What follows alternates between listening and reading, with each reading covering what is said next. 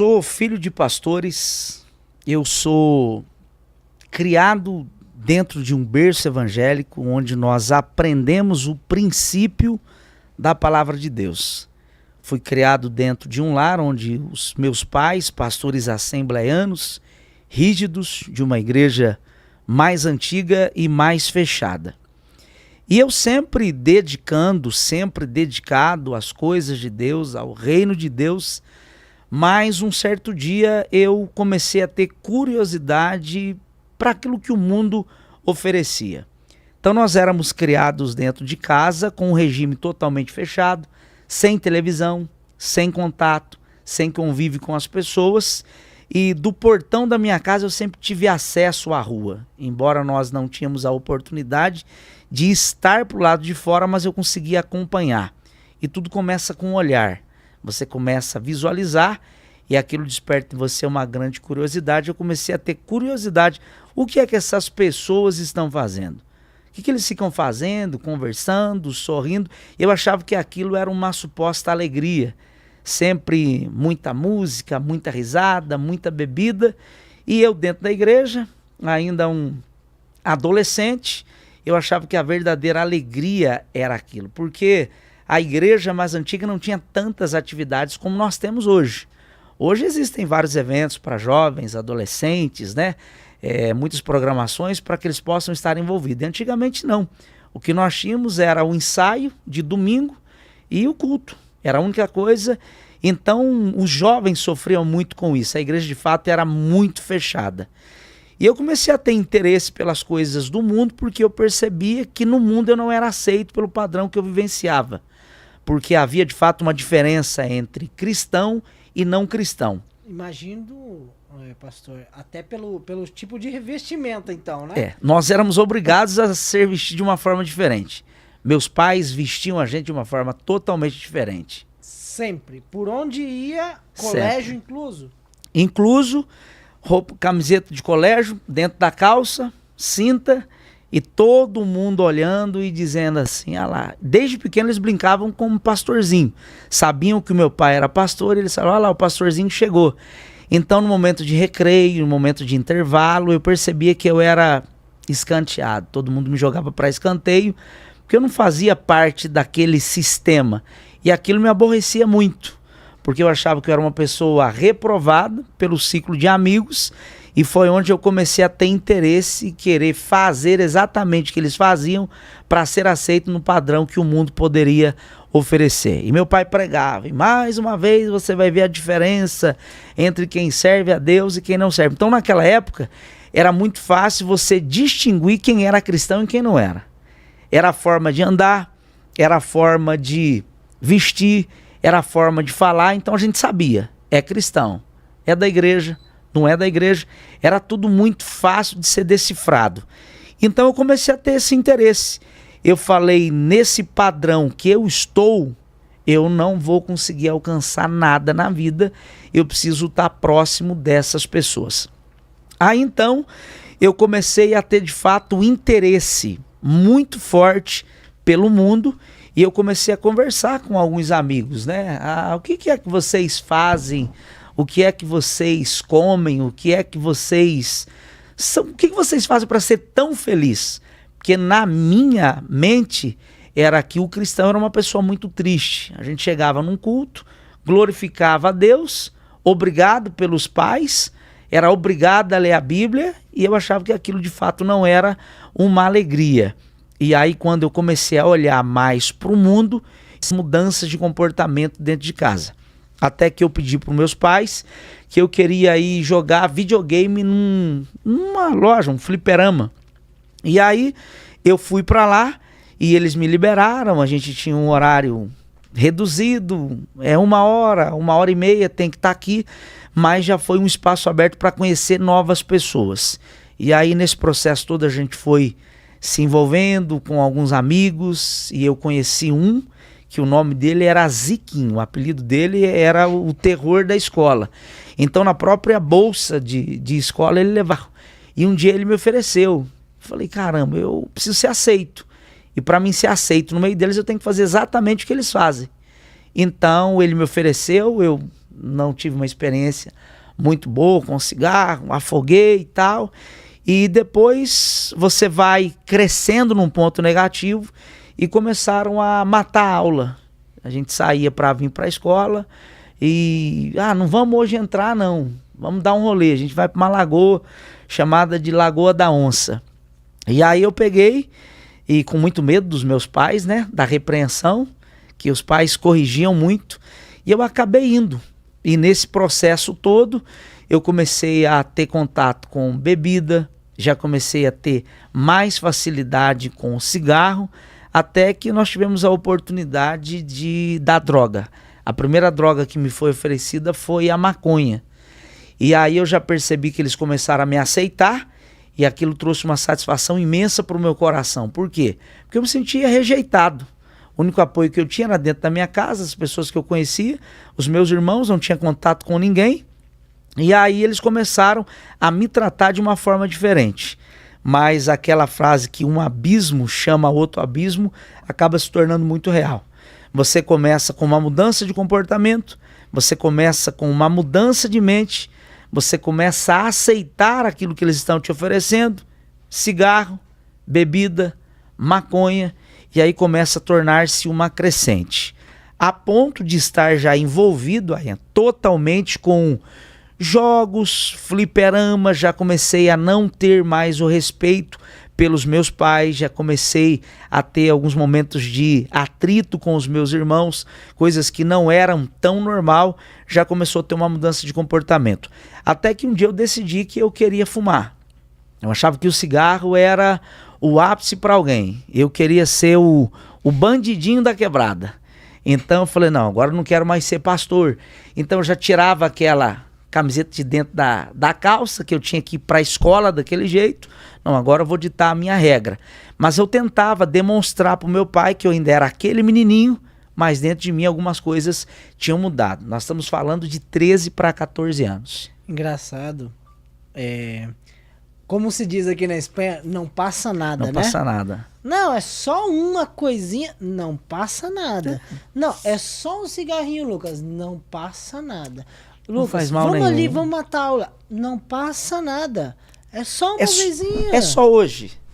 A vida é só uma. Exatamente. Bora curtir, aproveitar. Engraçado isso, né? Sem medir as consequências. As pessoas vão na vida leva eu. E assim vai. E até que chega um momento que passa. E passa uma fatura muito grande. É como um cartão de crédito, né? Ele te dá um poder, você tem um cartão de crédito, você diz assim, ó, tem um poder de compra. E aí você vai comprando, comprar isso, comprar aquilo, só que chega uma hora que a fatura vai chegar. E a fatura tem que ser paga. E aí foi exatamente isso, eu tive envolvimento com essa questão de fliperama, e eu tive uma aproximação com a dona dessa fliperama que chamava Silmara. Eu gosto sempre de dar os nomes. E nessa ocasião eu falei para ela que eu queria fumar. E aí ela foi para conversar com os meus pais. Então foi um choque para eles muito grande, porque um menino criado dentro da igreja, filho de pastores, e para um pastor era muito difícil, porque como que ele vai pregar o evangelho se ele não consegue controlar nem a própria casa dele? Então aquilo foi muito dificultoso. Comecei a fumar o cigarro autorizado agora, porque ela foi avisar os meus pais e eu falei que eu queria continuar fumando e que eu iria fumar. Então eu fumava cigarro, não fumava perto dos meus pais, não fumava dentro de casa, apanhei muito da minha mãe, mas aquilo não resolveu, já estava dentro do coração. E ninguém consegue mudar alguém que já decidiu fazer alguma coisa. Um pai não muda, uma mãe não muda, um sistema não muda quem já decidiu a mudança que ele quer dentro. E eu disse, é isso que eu quero para a minha vida. E aí foi envolvendo. De cigarro, começamos a se envolver com algumas bebidas, bebe isso, bebe aquilo. Você muda o seu ciclo de amigos. Você começa a conhecer pessoas e essas pessoas acabam sendo perigosas. Então comecei a ter envolvimento com filho de traficante, filhas de traficantes, E aí a situação sempre vai se complicar. E eu me recordo que eu entrei um dia dentro de uma casa, esta mulher já não está mais viva, era uma das traficantes ali do nosso bairro, do Jardim Nova Odessa, e eu era muito próximo dos filhos. E quando nós entramos na casa, eu tive uma surpresa, eles estavam numa mesa com muitas drogas, eles estavam cortando droga, embalando. E eu falei, o que que é isso? E eu comecei a ver muito dinheiro. Eu via a todo momento gente chegando, eu falei, cara, isso é legal. Porque o único dinheiro que eu tenho é o que meu pai me dá para mim comprar salgadinho, doce, bala, numa vendinha que tinha lá. Então eu comecei a ter acesso. Pô, isso dá dinheiro. Então eu via pessoas com carros bons chegando, pessoas bem vestidas, porque sempre aí, o diabo nunca vai aparecer para você de chifre. Ele nunca vai demonstrar o real lado dele. Ele sempre vai aparecer para você mostrando um lado positivo. Ó, essa é a vida que eu quero. É isso que eu desejo para a vida. Então ele vai te oferecer o que você tem de necessidade. Foi assim com Jesus. Jesus, com 40 dias num deserto, quando ele teve fome, o diabo apareceu. E o que ele ofereceu? Eu tenho pão. Você quer? Transforma essa pedra em pão. Então o diabo sempre vai aparecer no momento da nossa fraqueza, da nossa fragilidade. Pô, pera lá, você quer dinheiro? Esse é o caminho. Você quer ter um carro bom? Esse é o caminho. Você quer ser aceito por uma sociedade? Esse é o caminho. E as pessoas tinham muito medo de traficante, então não, é isso que eu quero ser, eu vou ter isso, eu vou ser isso, e eu comecei a ter curiosidade do que é. Que é isso? Ah, essa é a maconha, isso aqui é o haxixe, eram drogas que eu nem conhecia. Ah, mas eu acho que isso é legal. É bom? Ah, vamos fumar.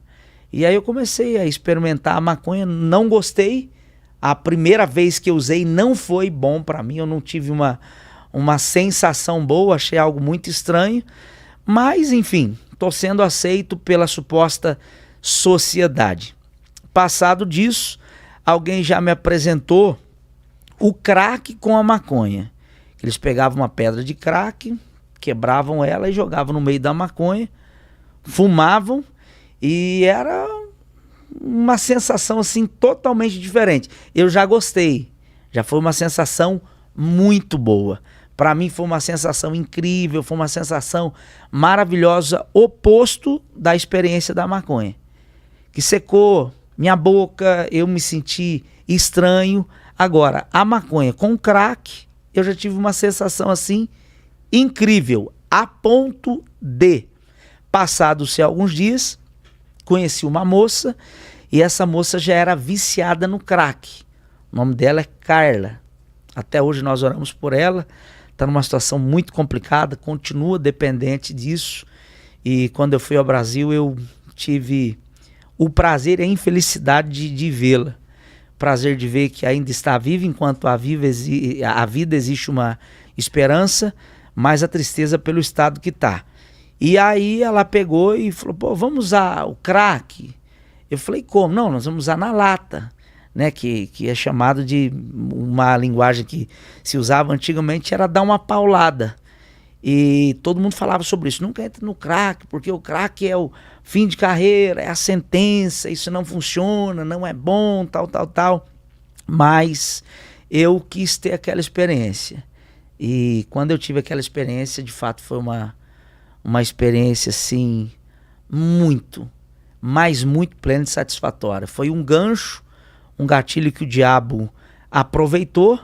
Eu fiquei encantado com a adrenalina que aquilo me deu. Eu achei muito satisfatório e a partir daquele momento eu comecei a ter desejo de usar constantemente. Desculpa te fazer esse corte, mas nós estamos falando de quantos anos o senhor 14 tinha? anos. 14 anos de idade. Meu primeiro envolvimento com o crack foi com 14 anos de idade. Nossa, muito precoce. Criança, muito novo, com 14 anos de idade. E aí eu tive essa experiência, gostei, e no início foi bom. Por quê? Porque eu tinha droga em todo o tempo. Todas as pessoas que apareciam próximo da gente, apareciam com a droga. Você quer isso? Você gosta? Gosto. Então toma, toma, toma. E aí, passado-se pouquíssimo tempo, eu já estava totalmente dependente daquilo. Foi assim, um prazo muito curto. Eu vou pontuar talvez para menos. 15 dias. Com 15 dias que eu já havia usado pela primeira vez, todos os dias eu tinha necessidade. Era incrível aquilo para mim. E aí, com 2 semanas para 3, eu já percebi que as drogas que apareciam já não estavam aparecendo mais. Eu quero usar. E na época era um pedacinho de um grãozinho de feijão e aquilo custava R$10. E R$10 era um valor que não era fácil para quem não tinha trabalho, para quem não tinha isso. Eu sempre tinha muito medo de ser preso, tinha medo de polícia. Não posso ser preso, eu quero viver essa vida, mas eu não posso ser preso. E aí eu precisava manter o meu vício. E como que eu mantinha o meu vício? Eu tinha que comprar, que agora ninguém oferecia. Então eu comecei a praticar furtos dentro de casa. Eu comecei a roubar meu pai, eu comecei a roubar meus irmãos, eu comecei a roubar minha mãe, desde roupa, peças de roupas da minha irmã eu roubava para vender, tipo, muitas coisas dentro de casa, nada podia sobrar. Só que de início eles não entendiam tudo isso, era muita manipulação. Então eu via meu pai que trabalhava, chegava com dinheiro no bolso, eu olhava, eu entrava, pegava aquilo lá, vou indo lá, comprava 1, 2, 3 pedras de crack e comecei a usar. E quanto mais você usa, mais você quer. Deixa eu te cortar também. Não. Desculpa. O senhor falava que o senhor já era usuário habitual. Um momento assim, igual o senhor acabou de falar. Pegava um dinheiro e Droga. saía para comprar. Quanto que o senhor poderia estar utilizando num dia, numa tarde, numa noite? A droga, ela não tem um limite. Quanto você tem, você quer. Se você tiver R$20, você vai usar e vai querer mais. Se você tiver 1.000, você vai usar e você vai querer mais. Se você tiver um carro, você vende o carro porque ela não te satisfaz. Ela te dá um lance, é um momento, mas a abstinência é muito intensa. O ponto ápice foi que até então eu roubava dos meus pais, dos meus irmãos, coisas pequenas. Mas eu me lembro que houve uma ocasião que o meu irmão, pastor Miqueias, e eu tenho um imenso respeito, carinho pelo meu irmão, mas ele ganhou um pagamento todo. Ele trabalhava numa rádio evangélica, muito lutador, trabalhava, levantava 5, 6 horas da manhã para poder ganhar, ter o seu sustento. Ele já namorava, estava projetando um casamento e um dia ele chegou e eu me recordo que ele colocou a carteira em cima de uma rack. Eu olhei aquela carteira e eu tive a noção do dinheiro que estava lá dentro. Falei, é bastante dinheiro. Ele entrou para tomar banho, e ele gostava muito de assistir filmes, tal, séries, e aí ele entrou para tomar banho, ele saiu do banho, entrou pro quarto e foi assistir. Ele deixou a carteira lá e ele esqueceu. Eu esperei passar alguns minutos, peguei toda aquela carteira com pagamento do mês todo. Eu acho que nós estamos falando na época de R$700, R$800. Era muita grana. E aí eu peguei todo aquele valor, e na intenção de granjear amigos, a gente resolveu ir para um lugar.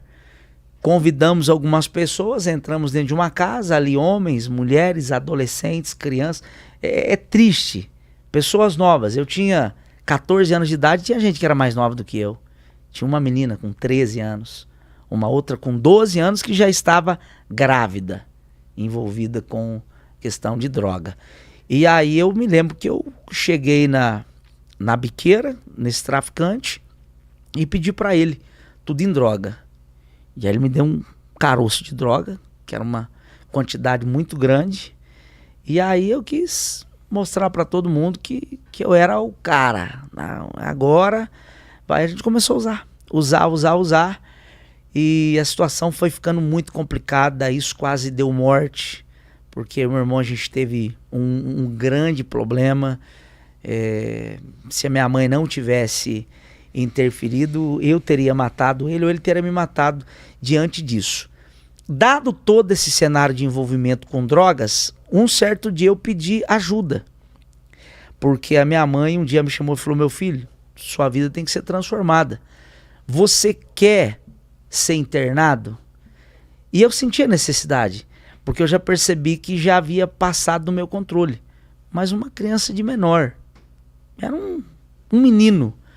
E aí eu fui levado para o Conselho Tutelar. O Conselho Tutelar me abriu uma oportunidade e eu fui para uma clínica na cidade de Campinas com 14 anos ainda, não tinha completado 15. Foi um caminho muito curto. E eu fui para a primeira clínica, que era o Padre Haroldo em Campinas. Uma clínica conceituada, uma clínica assim, incrível, que inclusive na época Maradona e o filho do Pelé também ficaram na mesma clínica na mesma temporada. E aí eu fui. Mas esse desejo era um desejo de melhorar o ambiente dentro da minha casa. Mas a primeira clínica eu fiquei 6 meses numa casa chamada Casa Jimmy, que era do Padre Haroldo. Você ficava isolado 6 meses e depois de 6 meses que você cumpriu o tratamento, você descia para um outro lugar que já era no meio de uma sociedade para você voltar à ativa. E aí eu fiquei todo esse tempo, mudei comportamento, horário de levantar, engordei um pouquinho, vou voltar para casa, é isso que eu quero. E aí logo quando eu voltei foi tudo muito rápido, eu comecei a ter as recaídas. E aí eu tive uma recaída e foi onde a situação se complicou ainda mais. Porque a própria Bíblia diz que quando você tem uma decisão e você regressa, os demônios possuem a sua vida, possuem com muito mais intensidade. E aí eu entrei literalmente num fundo de poço.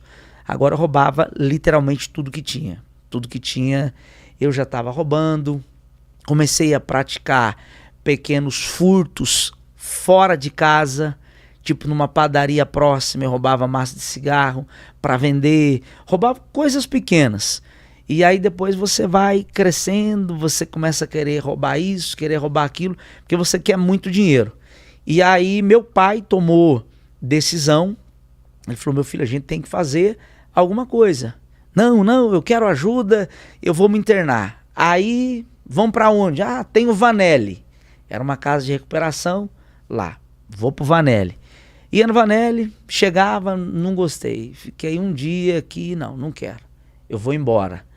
E aí voltava, usava droga e fui para Casa de Recuperação Oreb, que era o CRO, que é uma clínica também muito boa, não quero. Voltava, ficava 1, 2, 3 semanas bem, voltava para outra clínica, fui para Amparo, Carisma. Então eu fui conhecendo todas as clínicas da região. Então, se você falar para quem tem algum dependente químico na família, vai saber o que eu estou dizendo. Eu participei de clínicas que eram clínicas que você entrava porque você escolheu, ou clínicas que você era obrigado a ficar. Então, nós entramos em clínicas, tipo, tem uma clínica que é em Itapira, que é usado para pessoas com problemas mentais, que é conhecido como bairral, mas ele é utilizado também para quem usa droga. Já tentaram jogar Cristália e foi indo. Então nessa somatória toda, nós chegamos em 19 clínicas de recuperação. Então eu aprendi NA, que é o Narcóticos Anônimos. Eu tinha todas as fichinhas do NA, tô limpo só por hoje. Fazíamos as terapias, sentavam todos os drogados, chamados de adictos em recuperação. E a gente estudava sobre 12 passos, amor exigente, participei de clínicas que davam remédio para tentar te controlar. Já participei de... O Bairral era uma clínica espírita, então já participei. Padre Haroldo, católica, espírita. Tinha clínicas que tinha aquele negócio de dar o passe na pessoa para a pessoa melhorar. Então tinha de tudo. Clínica que pregava o evangelho, clínica que não pregava. Então eu tive todas as oportunidades da vida. Então às vezes as pessoas esperam uma mudança de outros, mas ninguém muda se a gente não mudar. A mudança não depende da clínica de recuperação, depende do meu coração. Eu nunca fui para uma clínica na intenção de mudar. Eu fui na intenção de ser aceito para minha família e poder voltar para passar o tempo. Porque o dependente químico, ele é muito manipulador. Mas ele é muito manipulador. Quem tem filhos, quem tem dependente químico na família sabe o quão manipulador são. A gente tem o poder de persuadir. Você consegue chorar, você consegue falar, você consegue conversar e as pessoas acabam cedendo com facilidade. Então eu comecei a entender, eu faço pela vida das pessoas, mas eu tive uma experiência que foi de fato na última casa de recuperação, a 19ª, que foi em Amparo, que foi essa do Carisma, que era uma clínica cristã. Pastor Wilson, ele era um dos comandantes da rota e ele tem um testemunho assim incrível. Ele já matou muitos drogados. Ele matou muitos drogados, ele dá esse testemunho. Ele diz que um dia ele matou um jovem e aí ele ouviu a voz de Deus pela primeira vez. Ele disse: esse que você ama matar, você agora vai ter que cuidar. E Deus transformou ele, ele é dono de uma casa de recuperação em Amparo, muito abençoada. E aí eu fui levado para lá. Eu fui levado para essa clínica e lá realmente eu tive um despertar espiritual com Deus. Porque eu comecei a entender que aquilo era uma luta espiritual. Eu estava enfrentando uma barreira, eu precisava ter uma transformação de vida. Eu precisava ser uma pessoa completamente transformada. E ali eu comecei a conhecer o Evangelho. Eu comecei a conhecer a palavra de Deus. Quando a Bíblia diz assim, ó, conhecereis a verdade vos libertará. Esse é o caminho. Remédio não resolveu, 12 passos não resolveu, amor exigente não resolveu, clínicas que te obrigavam a ficar não resolveu, pedido do meu pai, pedido de amigo, pedido de irmãos, não resolveu. Mas quando eu conheci realmente a palavra de Deus, eu comecei a ter experiência profunda. E aquilo gerou em mim uma grande expectativa e eu comecei a ter interesse pelas coisas que poderiam vir pela frente. Porque lá tinha muito culto. Eles faziam uma clínica diferente, pregavam o evangelho. E aí eu ficava encantado porque eu via algumas pessoas pregando e falava assim, poxa, esse cara tem a vida toda arrebentada que nem eu. Tá aqui há mais tempo, mas é um drogado, esse cara tá pregando, esse cara tá falando de Deus. Então uma coisa é você ouvir os seus pais pregando isso, você já crescer na igreja, outra coisa é você ver alguém na mesma realidade sua, sendo canal de Deus para outro. No início eu achava que tudo isso era uma balela. Por quê? Porque como o adicto ele é manipulador, eu falei, mano, esses caras estão usando o poder de persuadir. E aí eu lembro que tinha um jovem, Renato Jambeiro. Renato Jambeiro estava pregando. E aí ele estava pregando tal, e ele começou a pregar, e esse cara começou a falar umas palavras que começou a entrar no meu coração tal. Quando eu olho pro lado assim, eu bati a mão, eu falei, ué, eu tô chorando? O que tá acontecendo aqui? E não era um choro de manipulação, era um choro real. Falei, caramba, tal. E quando acabou, eu falei, pô, eu senti isso, senti algo diferente. Pô, Deus tá te chamando pra isso, você vai ter uma experiência maior. Vamos orar de madrugada? Vamos buscar? Não, vamos buscar. Deixa eu te perguntar. Durante esse processo, o senhor não sentiu aquele cansaço da vida que o senhor levava, da situação completa, familiar, roubar? Por que cansa tudo isso? Cansa, você se sente inútil, né? Você começa a ser visto como um lixo da sociedade, porque o usuário de droga, quando as pessoas observam para ele, no momento que ele tá na gana de ter a droga, ou que ele tá pelo efeito da droga, ele é totalmente diferente. Mas quando aquele efeito passa, é uma cobrança absurda. porque você sente que você é literalmente um lixo, que você é uma vergonha para sua família, então é aquele momento que você se sente culpado. E aí, como eu estou sendo culpado, eu quero resolver esse problema. E como que eu vou resolver o problema? Usando droga de novo. Então a mesma coisa, alguém fala assim, tô com uma dor de cabeça. Aí ele vai lá no Brasil, a gente fala o Anador. Hoje aqui na Espanha, qual que seria um remédio? Paracetamol e ibuprofeno. Pronto. Paracetamol, a gente utiliza muito lá também. E aí, é esse aqui, você toma um remédio e as pessoas resolveu o meu problema. Na verdade, não resolveu. Não. O paracetamol, ele mascarou uma dor. Isso aí. Ele aliviou no momento. É o que a droga faz. Então você tá triste porque você sabe que a sua família vai te cobrar, você sabe que você tá sendo vergonha para eles. Por isso que tem gente que ele envolve com droga, ele fica 1, 2, 3, 4, 5, 6, 7, 8, 15 dias fora, ele não volta nem para casa porque ele tem vergonha. Ele sabe que ele vai ter que viver a realidade. Então ele precisa mascarar aquilo. E era o que eu tentava fazer. Para não se sentir o lixo que eu já era, na minha cabeça já estava, não, eu sou a vergonha da minha família, eu sou a vergonha da minha casa. É justo isso aí o que acontece com muitos, né? Isso eu acho que é o pior, né, Pastor Lucas? É o pré-julgamento ou o julgamento de si mesmo. Exatamente. Essa vozinha que fala, tu não presta, olha quem o Lucas se tornou. Eles não vão te amar mais. Exatamente. Essa manipulação é real? Totalmente. Né? Do teu ladinho falando. Que acabou. Pra você ficar como? Ficar ali. Pra você não mudar, pra você continuar. Ao contrário, pra você continuar descendo as escadas. Você vai descendo. Então, era essa a questão.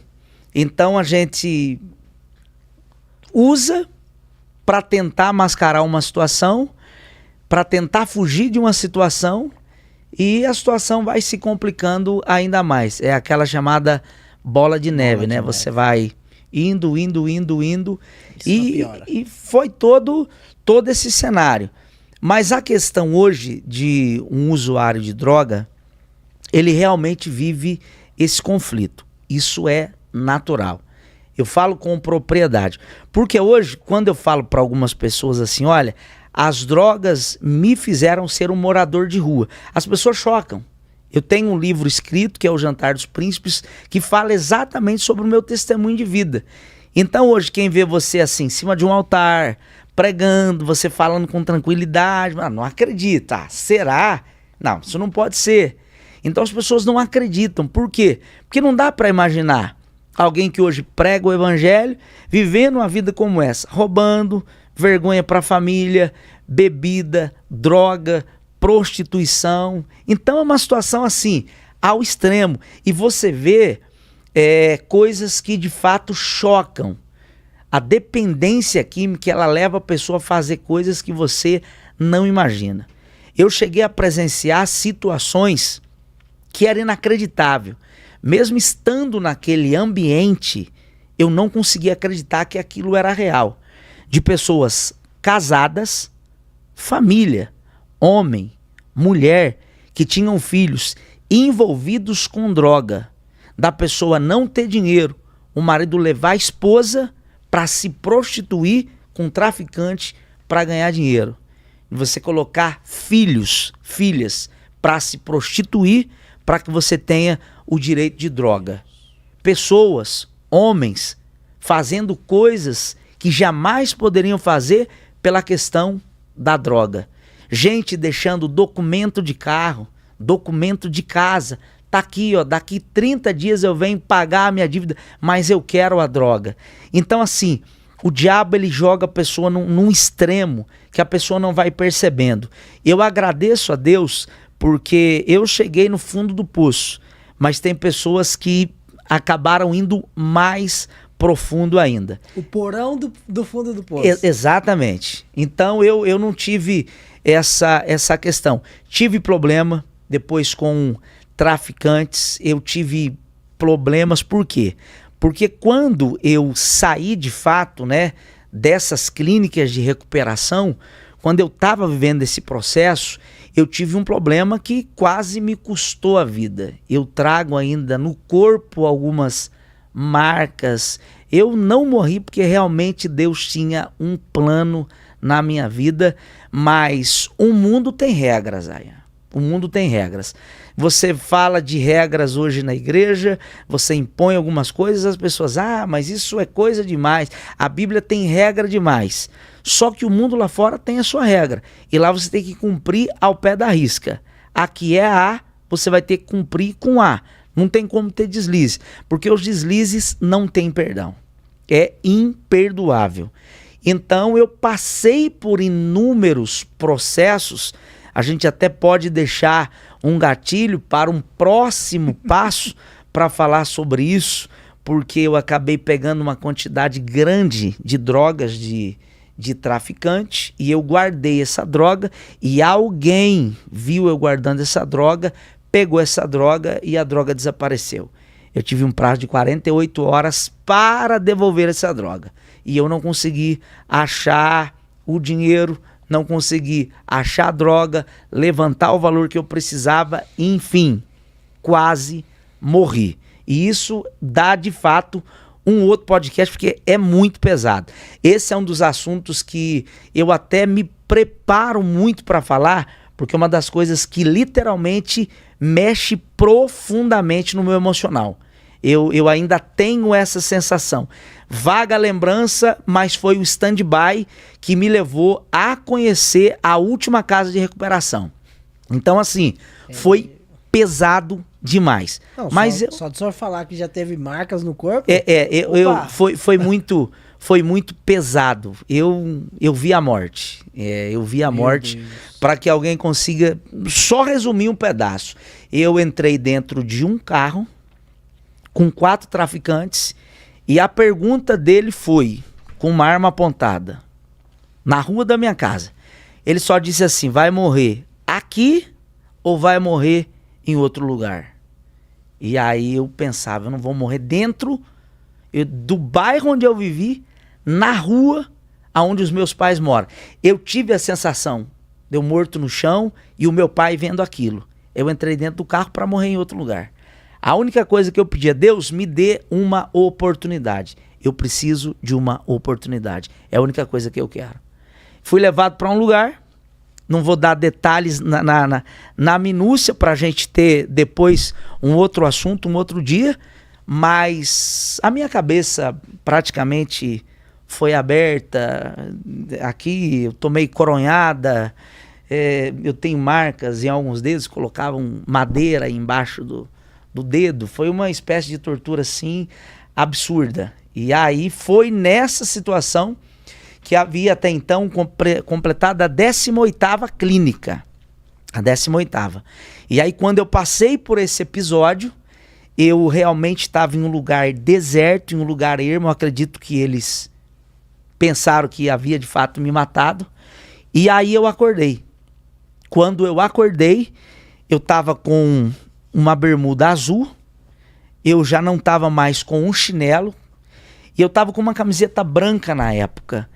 E aí, quando eu acordei, já estava bem escuro, e eu comecei a andar num canavial, até eu sabia o lugar onde era, muito semelhante, porque quando eu enforquei a aula pela primeira vez, foi na Lagoa da Onça. Eu estava exatamente naquele canavial, da Lagoa da Onça.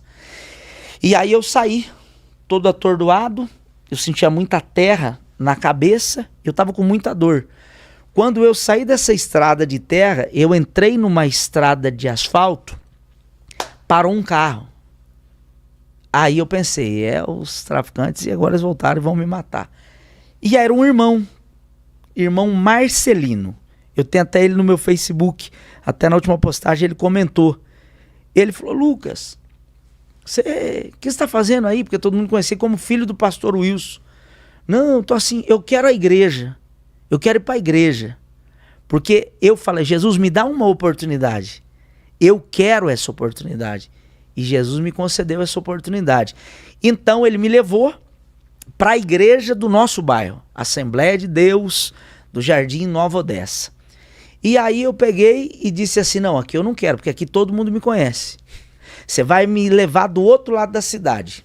Então nós estávamos no Nova Odessa, para quem é de Mogi Guaçu região, Rua Leonelo Badan, Assembleia de Deus Madureira. Eu disse, eu quero ir do outro lado. Me levaram do outro lado da cidade. Atravessamos um rio, fui para um bairro chamado Parque do Estado 2, Assembleia de Deus Madureira. Rua Afrodísio de Souza Mendes. Cheguei lá. Era um culto de quarta-feira. Eu falei, Marcelino, eu quero ir. Ele viu minha cabeça toda machucada. Ele disse assim, tem que ir num hospital. Eu disse, não, primeiro eu quero Deus. E aí, quando eu cheguei na porta da igreja, assim, eu tive um peso. Eu não conseguia descer, eu não conseguia entrar.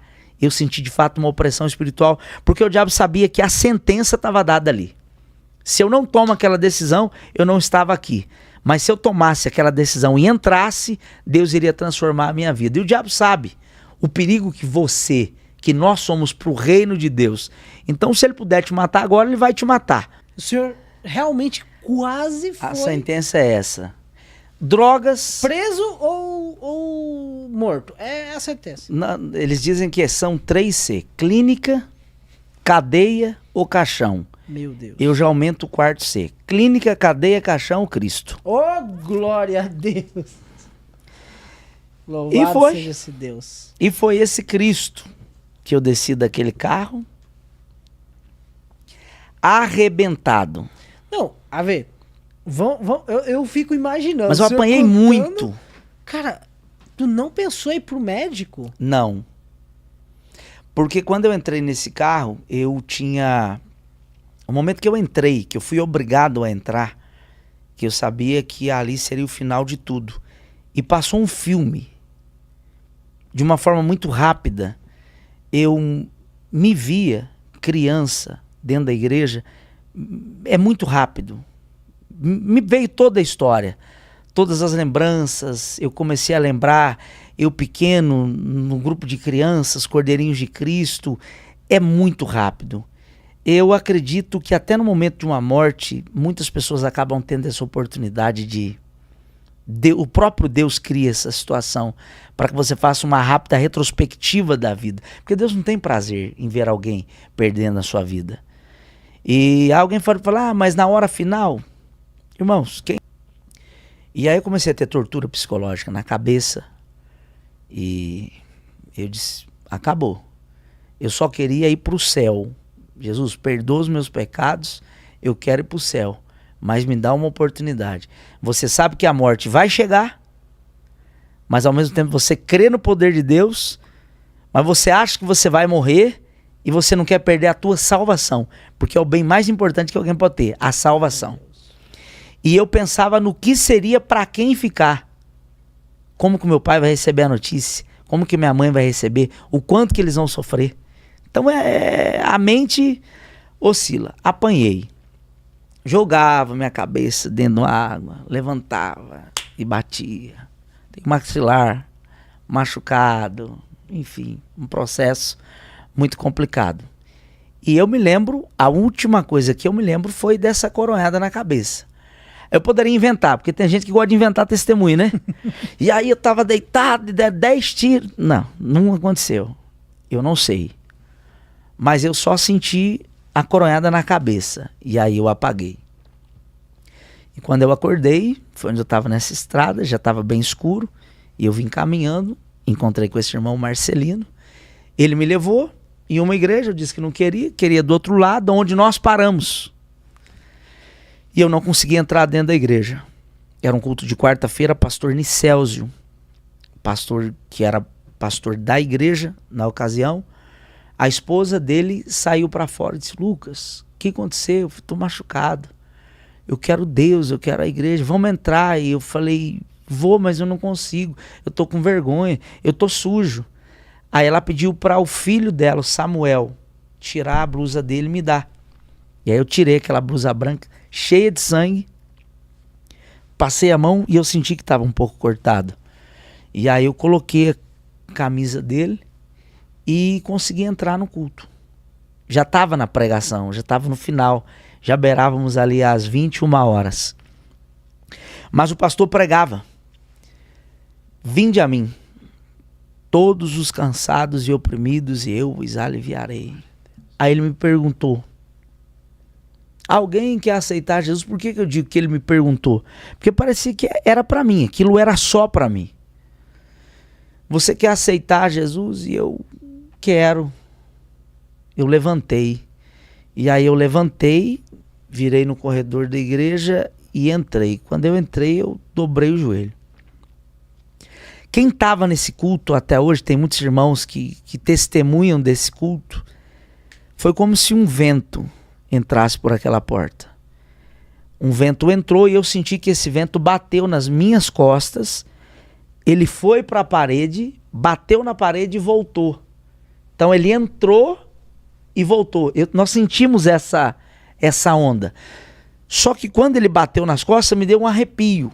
E quando voltou, eu comecei a chorar e ser renovado. E aí Deus usou o pastor Nicélio Ribeiro Paiva. E por que eu dou nome? Porque aí a pessoa pode procurar pela internet. Entendeu? Quem que é o pastor? Como é que foi a conversão do Lucas? E ele vai contar toda a história. E aí o que aconteceu? Ele colocou a mão sobre a minha cabeça e Deus tomou ele. E ele liberou uma mensagem vinda de Deus, que Deus faria um pregador do evangelho. E que todo aquele processo seria conhecido naquela região, seria conhecido naquele Brasil, e que eu iria rodar nações pregando o que Deus fez. Engraçado, olha que Deus maravilhoso, cumprimento de promessa agora. Exatamente. Agora mesmo, cumprimento de promessa. Mas é distante. Para nós, quando você recebe a promessa, porque receber a promessa, você receber a promessa é uma coisa. Você viver o cumprimento da promessa é outra.